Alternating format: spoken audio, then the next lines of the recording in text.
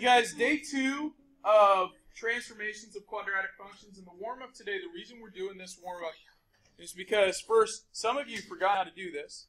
So that's one reason we do warm-ups. But the other one, as we work through today's lesson, we're going to encounter a problem where you have to apply the process of multiplying a binomial by a binomial. Now, those of you are like, I don't even know what that means. Well, binomial means two terms. Two terms by two terms. Okay? Like bicycle has two wheels. Okay? Binomial. Okay? So remember, for those of you who've forgotten, when you're multiplying a binomial by a binomial, you're doing that times that times that, and then this, that's a -2 times that, and then times that. Okay? Some of you use area models to do this. Some of you call that FOIL. Okay? That's what you do.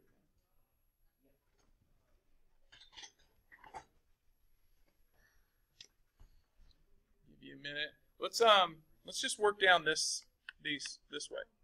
If you already started that one, you don't have to stop or scribble it out. You can finish. But then let's work down these. Okay? All right. Here we go. Let's check them. 3x times 2x, 6x squared. 3x times -4, -12x. Okay?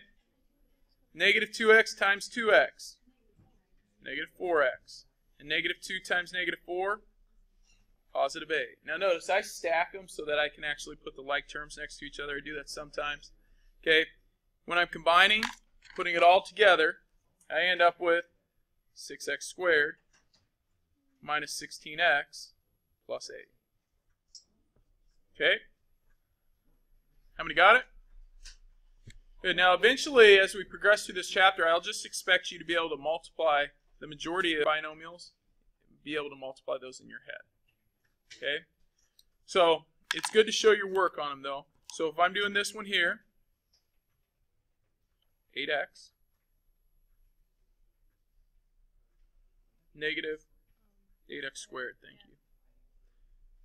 -12xy. Then going this route, 2xy and -3y squared. Okay, combining like pieces, 8x squared minus 10xy's and minus 3y squared. We good? Okay. All right, this last one, 20x squared. We got -8x and +5x, -3x, and -3 or -2. How many got it? Okay. So as you progress, hopefully you'll get a little better at doing those in your head. Okay? I want you to try this one.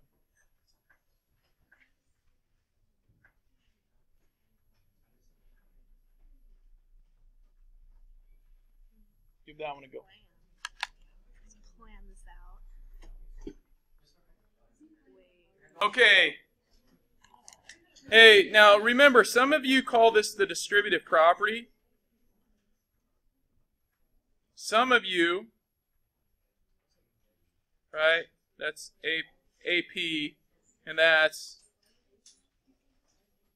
NP, and that's LA, and that's, or AL, and that's LN, okay? But really what you've done here is yeah. You could do PA, right? You foiled my plan.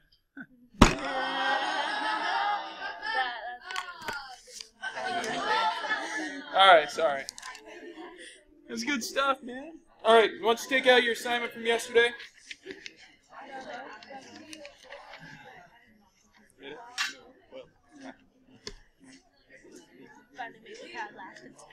Okay, so yesterday's assignment, I put the answers up here. I want you to just check them out. And remember, the idea behind this was for you to get as far as you can and do the best you can. Okay, so let's talk through these. Number one, from your parent function, f of x equals x squared, g of x equals x squared plus 4, we're shifting the graph up 4 units. So what's important that you know, especially when you're given a grid to graph on, is you understand what the scale or what their scale is, what intervals they're going up by. So in this case, they're going up by 2s. So if you graphed it as 1s, then your graph obviously is not going to look the same. Okay?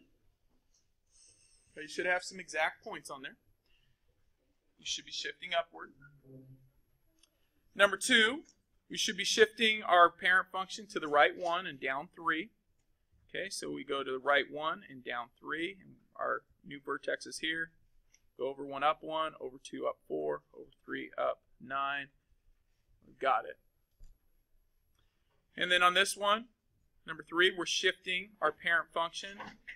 We're actually shifting it 9 units to the left, and then we're flipping it, or flipping it and then shifting 9 units to the left. What's up?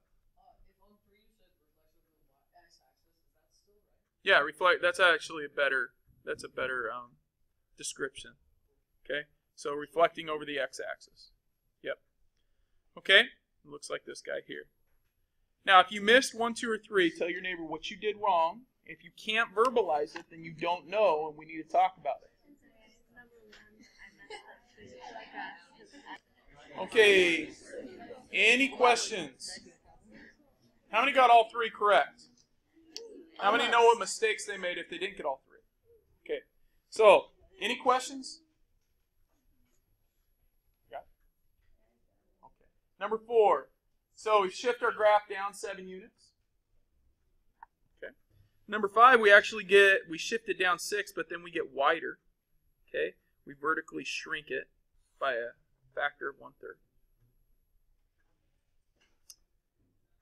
And number 6, we vertically stretch it by a factor of 16, or we horizontally stretch it.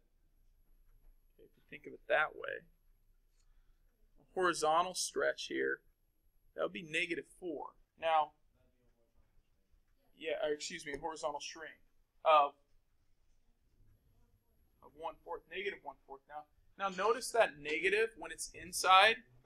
So just mathematically, so you guys recall, when you have a negative inside, you can always break apart things. So you're like, well, if it's negative, why is it open upward? Well, remember, first, if it's inside, it's a reflection over y, so it doesn't flip upside down. Okay, it would be a horizontal shrink by what? By 1/4, and then a reflection over the y-axis. The other way to think about it is what we did yesterday. We said, hey, we could just distribute it and call it a vertical stretch of 16. Okay. Now, when you have that negative on the inside like that, for those of you you're confused when you multiply it out, remember this is -4 times -4 times x times x. That's what that means, right? You're distributing that. So that's how you get that positive 16. Okay. So either way would be fine, and you really should put, like on these, I did not say of 1/3. You should say 1/3 of 16, or make sure you put your horizontal information there. Reflection over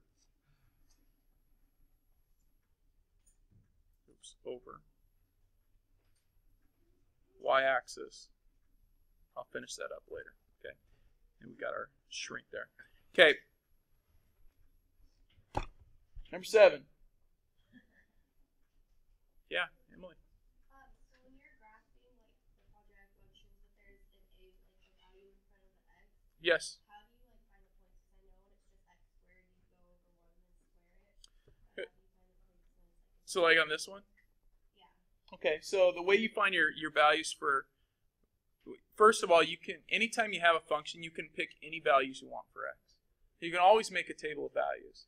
So like if you know your vertex, which we will talk about how to find when we start graphing these, but right now your vertex, you're not shifting left or right, we're just shifting down. So our vertex is down 6, so it's at 0. Okay, so if I wanted to pick 1, I could. I put 1 in. 1 squared is 1 times 1/3 is 1/3. It just so happens that whenever you put 1 in a quadratic, if you don't have anything in parentheses like up here, okay, when you put 1 in right here, it's going to give you your a term out. So it's always going over 1 and up whatever your a term is. Okay, so you could put 2 in then. 2 squared is 4. 4 times 1/3 is 4/3. You could put 3 in, and I like 3 because this bottom number is 3. 3 squared is 9, and 1/3 of 9 is 3. So if I'm picking values for x to throw in, I'm going to pick values that are divisible by my denominator. It makes it easier. It gives me real point or whole number points there. That make sense? Okay. All right. How many got 7 correct? Opens down. It's a vertical stretch of 10. Horizontal shift 5 right. Vertical shift 7 up. And in this order, guys, okay, this vertical stretch of 10 should come before my vertical shift of 7 down. You can't go the other route, otherwise you have to multiply that 7 by 10. So if you put this vertical stretch down here, then it would imply that you're multiplying it by 10 as well. Okay, vertex is at 5, 7. Okay. Any questions? Matt? So how do you determine the order of your transformation?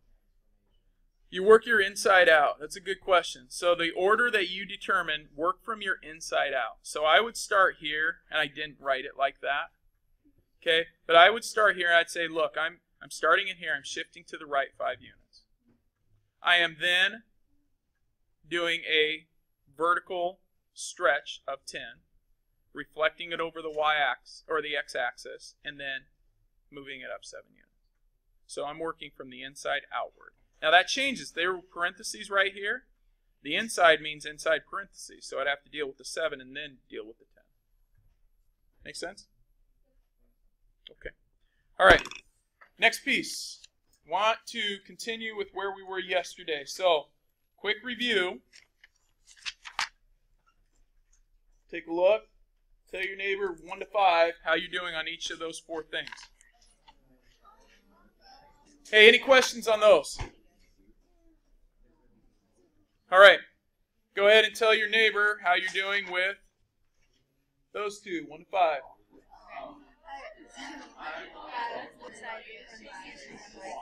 All right. Any questions on those?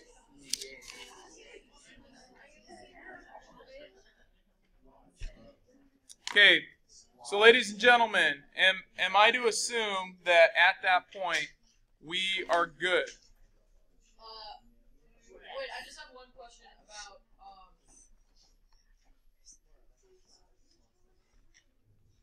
horizontal and vertical strength and stretches. Yes. I'm a little confused on how you know how much they go. Like, I get the number, but I don't know how to put that on the graph. Does that make sense? Kind of. I think it makes sense. So if I could use these right here as my example. So right here, when you're doing a vertical of 1/3, you're questioning how to make that reflect on this graph somehow. How to apply that on this graph. Okay, that 1/3, if it's a vertical, that's always saying how far you will go. It's how far. If you go over 1 unit, it's how far you go up the first time. Okay, so if you think about your parent function being y equals x squared. Okay, so let's. I know this isn't my parent function, so let me get a graph of the parent function here. Okay, so if I take, am I on the screen there? All right. So there's my parent function. Okay, I haven't actually drawn in the graph, but for each of those points, when I go over 1, I'm squaring how much I'm going over. 1 squared is 1, 2 squared is 4, 3 squared would bring me to 9. When I have a 1/3 in front, I am going over 1, squaring it, which is 1, but then multiplying that by 1/3. So it drops me back down. It shrinks me back down. I am going over 2, I'm multiplying that, I'm squaring it, and then multiplying it by 1/3. So it brings me down to 4/3. Going over 3, squaring it, and then multiplying it by a third, which drops me down to a third. That's why your graph's getting wider. Okay. It's flattening it out because you are multiplying. It becomes a multiplier. Okay? So, whereas when you're doing a horizontal, you're actually multiplying it by this value before you're squaring it. Okay? So, in this case, you're actually saying, well, x is now 1. Let me put this other point in because I'm type A and it bothers me. Okay? X is actually 1. When I put 1 in, I multiply that by 4. I'm going to ignore the negative here in a minute, or negative 4 even, and then I square it. So that gives me 16. So that's going to push it way up. Okay? It's like stretching it then, vertically. Okay. All right. Any other questions? Yeah. When you do a vertical change and it's changing the y, so it affects the whole equation. Does the vertex ever change? Because I see that sometimes happen. It always throws me. The vertex will only change if you're shifting up or down or left or right as well. So it will not change in a stretch. It will change in a stretch. So, like in this one, this is a shrink, right? But it changes because we shift it down 6 as well. You have to have another piece you're adding or subtracting on, either inside or outside for your vertex to change. You have to have an H or a K value.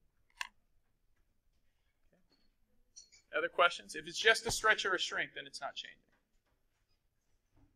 Good questions. We're good? Okay, guys, we added a day here, so our quiz now is Thursday. Okay, so notice I had 2-2 up there before, but after yesterday's discussion, I'm like, man, we really need to spend another day on that and make sure we're clear.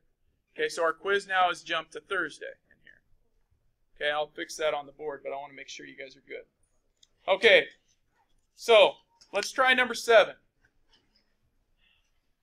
Monitoring progress. Remember, this is not in your student journal. It's just in your notes. Okay? Let the graph of g be a vertical shrink by a factor of 1/2 followed by a translation 2 units up of the graph f of x equals x squared. Write a rule for g and identify the vertex. I suggest you write g of x equals f of whatever. Write it in function notation first and then do the math. Okay? Work together. So a couple things that I'm noticing as I was walking around.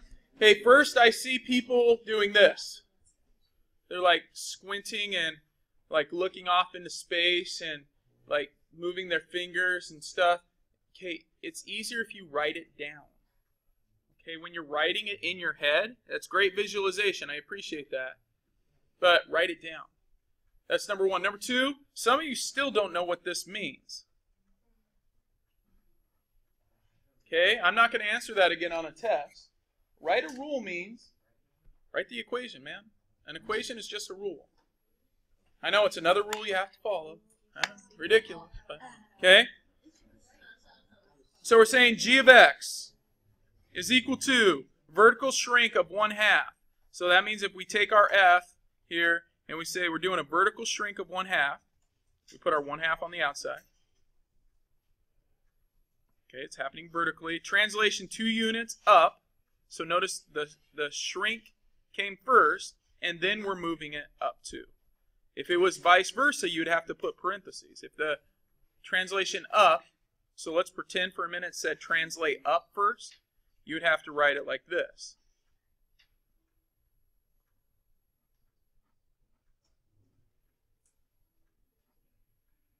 Okay, you'd have to put the 1/2 on the outside, which would distribute that in. Okay? Yes?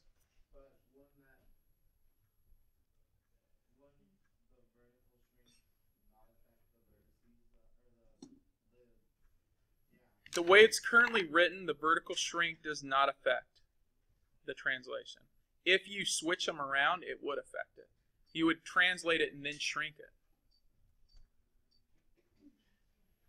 You would as you translate, you don't only move the vertex up, you move every other point up. Right? So correct. Yeah. Yeah, but it would affect all your other values. It's affecting your output. So when you write it like this, your output is this. Your g of x becomes your output. It's like saying y. So you would have to affect your whole output if you flip those around. Now remember, for this problem, this is not accurate, right? We're over here. Okay. We'll do more problems like that. Okay. Is that all we have? That's it. That's just x. Okay? Huh? It does say find the vertex. So let's finish this. G of x is equal to 1/2. What's f of x? X squared. Yeah, it's x squared. So we plug that in right there. So that becomes x squared. Not much to do there. Plus 2. That's it. What is the vertex? Yeah, we shift nowhere to the left or right. There's no parentheses. And we shift up 2.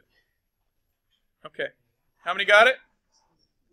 You guys look too excited, so we got to move on. I got to get you awake here. Let's give you a more complex one. Actually, we'll do... this one's a little more complex. Try that one. Let the graph G be translation 4 units left, followed by a horizontal shrink by a factor of 1/3 of that graph. Write the rule for G. It is fun. You're welcome. Okay, just out of curiosity, how many of you... Hey, how many of you were able to write it out in function notation, the plan?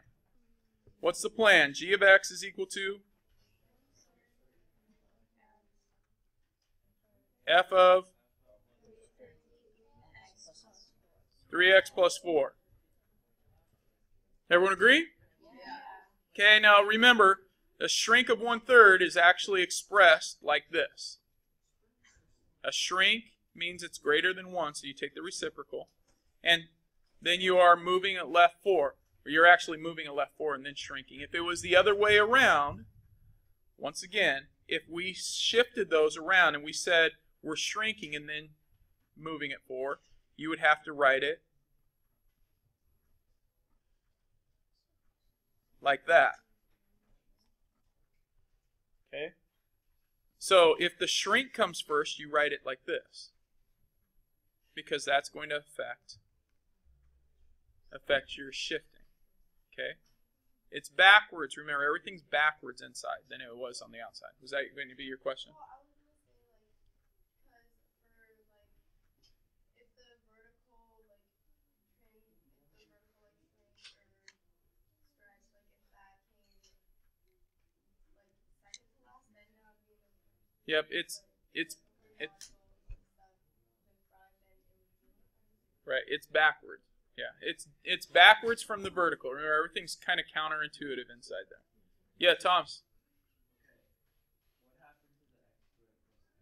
We're not done with that right now. So, you guys, hey, I'm telling you, for those of, really, and I've had plenty of students. I had students that have went through this course. They continue in high school. They've been at very good universities,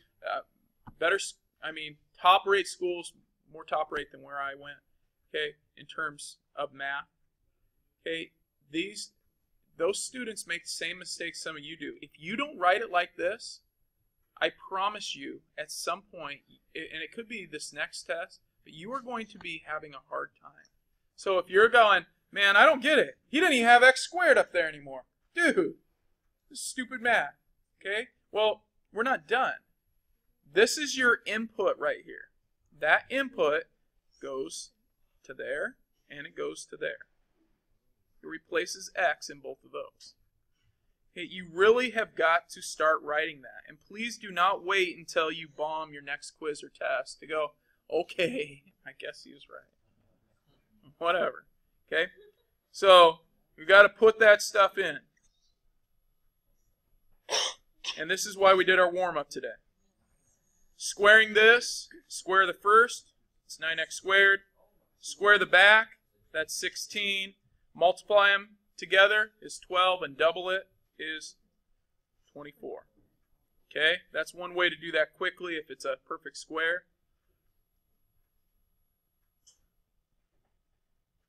Which becomes 9x squared plus 27x plus 20.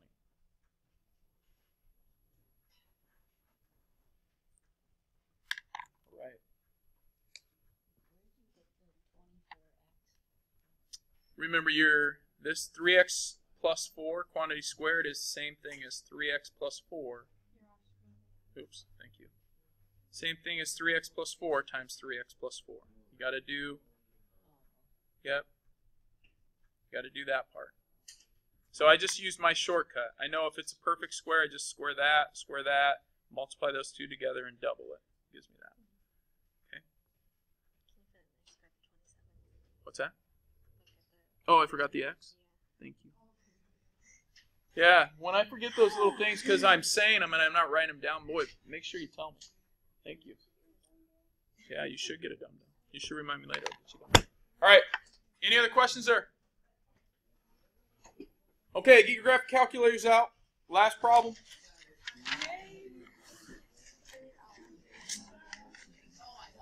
A little more complex. Yeah. Woo-hoo! Rock on. Dun dun dun dun dun. That means I'm loving it, right? Loving it. You're loving it. We're loving it.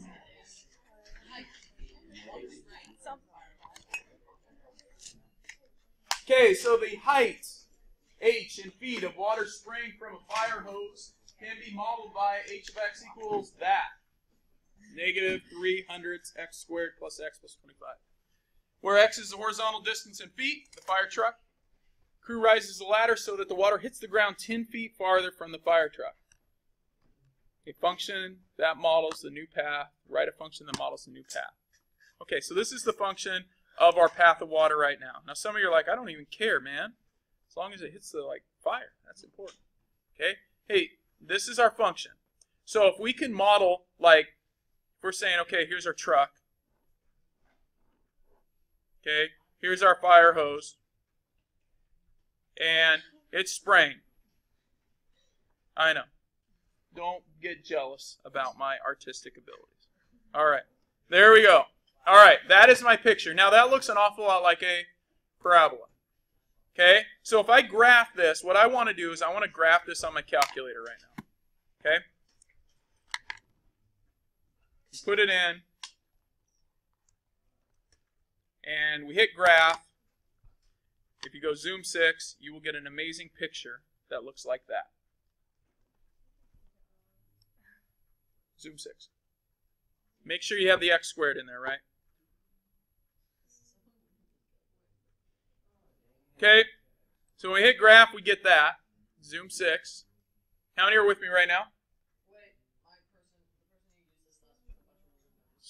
Darn persons using other calculators.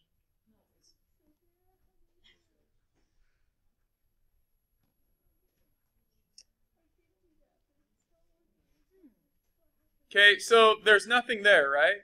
So we need to zoom into this picture. So what I'm going to do, I'm actually going to zoom out. Right now I'm focused inside. Okay, like if you're on Google Maps, you sometimes have to go outward to see the whole state versus just the neighborhood. We're going to do that. We're going to zoom out. And I'm just hitting enter. I hit enter, and hey, I'm like, woohoo! I kind of see the parabola. Okay? Now,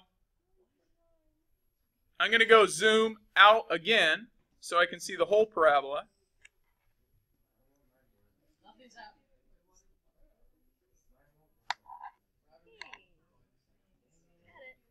Okay? Who needs help? Okay? Who does not need help? If you're sitting next to someone who needs help, help that person. Okay, hey guys, I am going to go back here. Everyone has the equation in, correct? Okay, I'm going to go zoom 6. That's my standard. That's where everyone is. Or those of you who are struggling. You're like, I can't get the picture, so pay attention now. We go zoom. Zoom what? 6.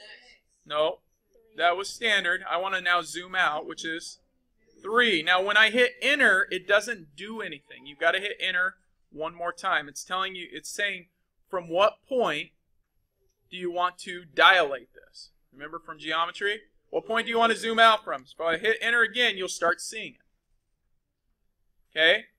Now, I want to see this whole piece in quadrant 1.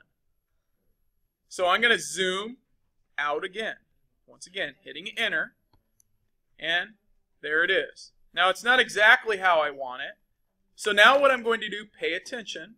I'm going to go zoom box. Okay, so those of you not paying attention, guys, look. Go zoom box. Number 1. And this says, where do you want to zoom? Draw a box around. Now, if you move your arrows, you can kind of see my cursor moving around. I am going to make sure I get just below the x-axis and that whole box right there. And now it's going to zoom into that one piece. So it's almost my picture. Now I should have went upward with my fire hose here. Okay? That's okay. Now what I want to know is right now how far my fire hose is shooting. So I want to know where it's hitting the x-axis. So I'm going to calculate. Let's go to second calc, second trace. And I am going to calculate when it hits the x-axis, what do we call that? Is our x-intercept also called a? Oh, you guys forgot for Mauser. It's called a 0. Number 2. And now it's asking questions. Where's left bound? Okay, well, what's left bound? It means to the left of that point on my graph. Am I to the left of that point? Yeah, I am. So I'm going to hit enter. Now it's saying right bound. It means to the right of that point. Am I to the right of that point? My cursor's right here. Am I to the right of it? No, I got to move my cursor until I get to the right of it, which means I would be, if it's on the x-axis, that means y would have to be negative values. So down here. So I'm at negative now. Now I am to the right of that point. I'm going to hit enter. You'll notice these little triangles up here that appeared. It's narrowing down my x-intercept. Now it's saying, just for fun, guess. That's not why it's saying that. There could be multiple x-intercepts. So they want you to be closer to this one than others. I'm just going to hit enter again. And saying your x-intercept is at 50. At 50. That means this distance right here in my picture is 50 feet. What does that mean? Well, it says the crew rises, the ladder wanted to hit the ground 10 feet farther. So how far do we want it to hit? We want it to hit 60 feet. We want it to hit right here. Or 10 more feet. Grand total is 60. So if that's the case, what we need to find out is where 60 is down here. Like if I follow my table, let's go to our table feature. Who said whoa, whoa, whoa? Dallas.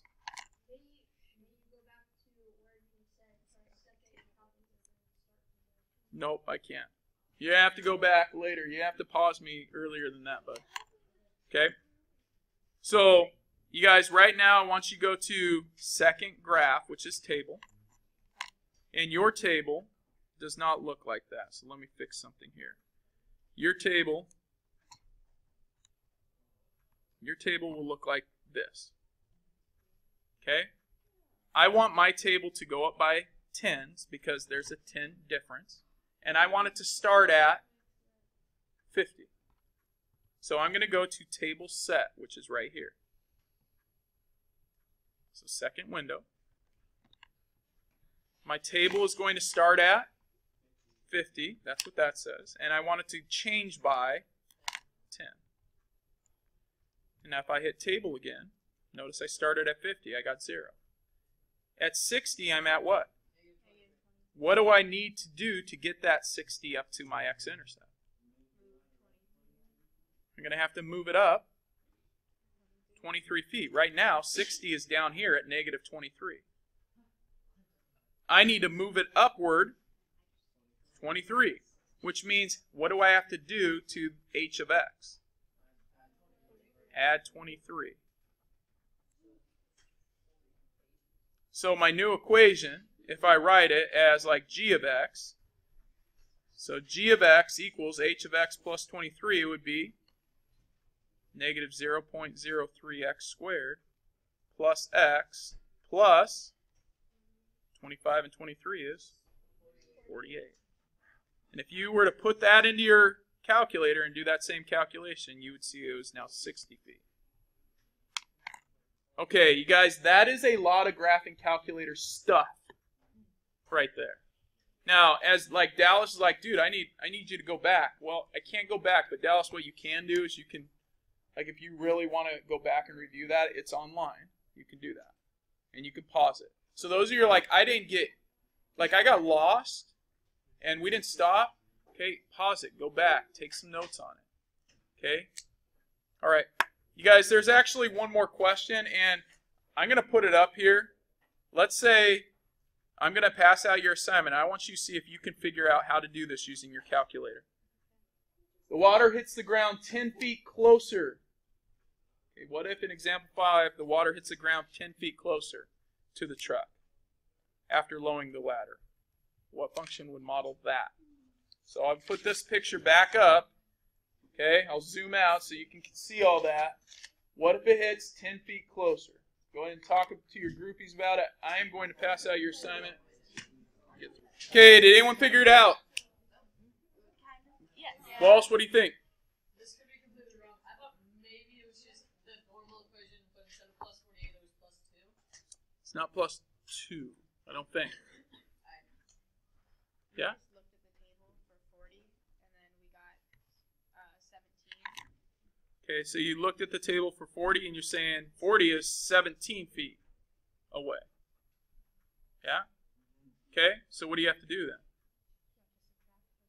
Yeah, rather than it being this, it's now minus 17.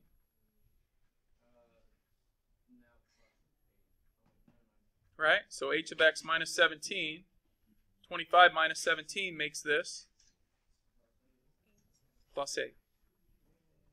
Okay? All right. Okay, guys, that was meant to challenge you a bit. Why? Because you're in a challenge class, man. All right. Not right now. But thanks. That'll be good. Okay, what I want you to do, take a look at your assignment, please. I'm going to tell you some problems I need you to do, and you can do others for extra credit if you want. Okay? You must do problem number 1. You must do problem number 3. You must do problem number 6. You must do, I'm picking these out as I go, that's why I'm taking so long. All right, you must do problem number 7 and 8. Okay. You have to do 10, 11, 12. You have to do all the ones on the back. Sorry, guys. Yep. If we do the other ones that aren't listed, do we get extra credit? Or Yes, the other one's not listed. You get extra credit. So some potential for extra credit. Okay? Off you go.